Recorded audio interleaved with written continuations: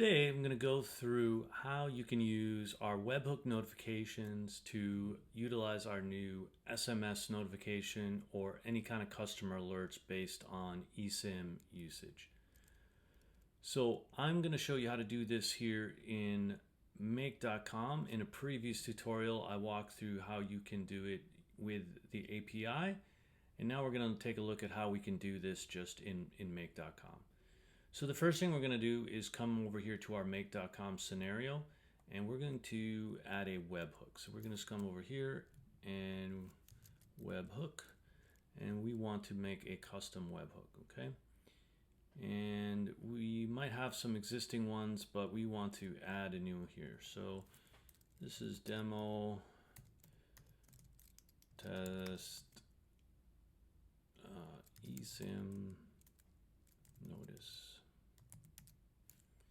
So this is going to give us a notice when we create this. We're going to get a URL, okay? So this is going to be where notifications are sent to. So in your eSIM Access account, what we have is an area for this to be placed. This is where webhook notifications will get sent. So if I just paste this in here, we have now told the platform that any notifications about eSIM status will be sent to this address. But if you're just getting started, it can be a little bit hard because you don't have any eSIMs firing, you don't have any low balance notifications. So what can you do? Okay, well, we came up with this post here, and we give some sample testing. So the way you can use this is, let's open up a new tab here, and what we can do is we can paste in our webhook URL, and we can come back here, and so that's going to take the place of this first part of the URL. Everything after the question I'm going to copy. Let's go back to our tab here, and we're going to paste that in here. And so what this is going to do is going to simulate a webhook notification such that we can test our make.com scenario and see what kind of responses we're going to get. So we see now the status has changed to successfully determined. It's determined the JSON layout.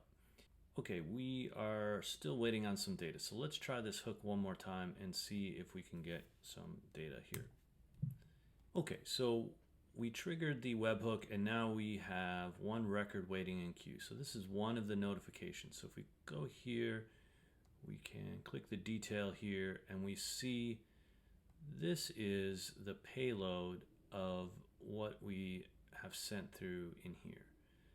And so that mimics the various JSON payloads we have here.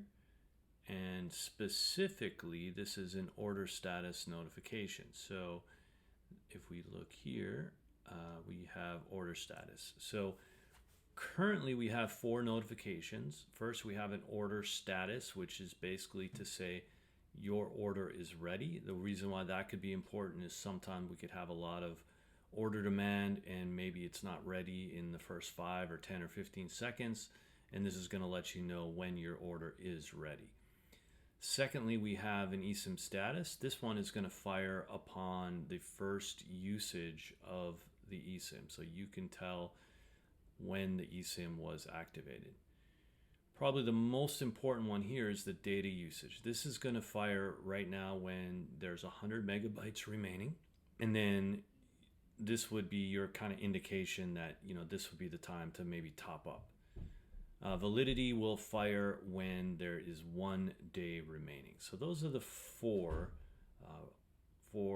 notifications. So, all right, now that we have one record, we can move on to the next phase. So the next thing we wanted to do, and we'll just kind of keep this simple, we're going to use the make.com built-in HTTP request, because right now we have a relatively new endpoint in the eSIM Access API.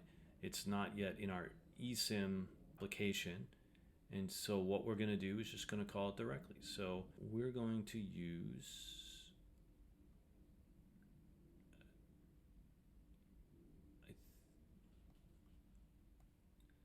make an API auth request. I think this is the one. So let's take a look. Yep, this is the one we want to do. Okay, so what this is a direct API call inside of Make. You can see here you can make any kind of method. You can put the URL of the endpoint right here, and then your authentication happens here. So in our case, the authentication would be the key, and that comes from right here, access code. Grab the access code. Secondly, the placement is in the header. And then the third is RT access code, and we see that here in the eSIM access documentation. So I already have one set up, but that's how you would set up the authentication. So I'm going to go to my key right here. Okay, the next step is the URL. So let's go back to our documentation. Here's the new send SMS endpoint. So I'm going to copy the entire endpoint right there. Come back to our make.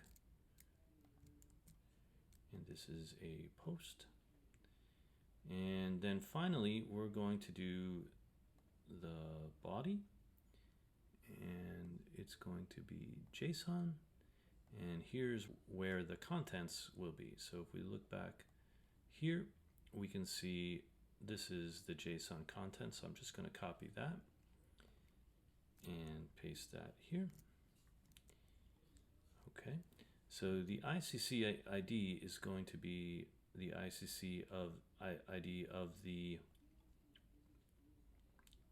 eSIM where the balance is low or the validity is low.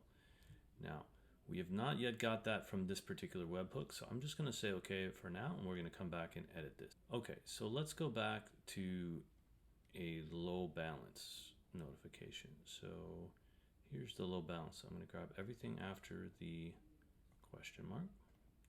You'll see this one actually has the ICC ID. I'm going to come over here to my end webhook URL. And I'm going to trigger this. Accepted. Okay. So let's see now if we have additional data here. I'm just going to do this. Redetermine. Okay. Oh, it's waiting for me to do it. So I'm going to do it while I've clicked redetermine. Okay. Okay. So that's done. So I've only done that because now we should have, as part of our variables here, we have ICC ID now. So we just double click that, 2 times. Let me get rid of that. So there's the ICC ID from the webhook. And for our message, we can change that to pretty much anything we want, but your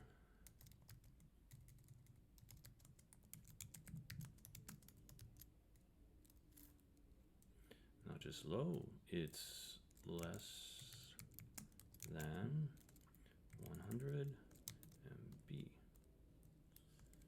Top up at niceweb.com. Okay, so you top up at the URL here given. Okay, let's see if we got everything we need. So that would be that, right? So if you have an eSIM right now and it's ICC ID, you could do a trigger on that. I believe this one is a made up, but we can come here and let's turn on run once. We're just going to wait for new data. Okay, so let's run this and come back and see what's happened. So we run that and boom, there we go. So let's just check what's happened. We got a data usage notification, and we have an order number, transaction ID, and the ICC ID, which is what we used. We actually get the remaining data, so we could actually pass the exact amount of data remaining. And then here we have sent the message. This is the input, and the output we have success. Success false. Okay, so let's just double check what's the issue here. Request JSON. Somehow my other quotation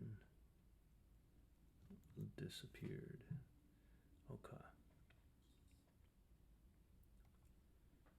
Okay, let's try it one more time. For new data, we're gonna just trigger this one more time. Bam. And here we go. There's the two that ran. Success. False. The order status doesn't support the action. Okay, well that's fine because this ICC ID is no longer active, and so we're not sending SMSs to inactive eSIMs. So had this been a real ICC ID in here and the status was valid, it would run. Okay, so from this, you can actually, this is basically the way to trigger an SMS. It's very trivial to add some kind of mail and also trigger this through like a Gmail, just a mail service, and basically send an email notification to the customer. Your balance is low. It could send to Messenger as well. We could just have WhatsApp right there. We could also send it to some other Google Sheets or some other services as well. But that's the simple way to think about how to trigger a notification. And here you can use our sample notifications to test your triggers, and all those triggers are shown here in our API documentation for the webhooks. And that should be enough to get you started in sending notifications to users when they have low balance or low validity. See you on the next one.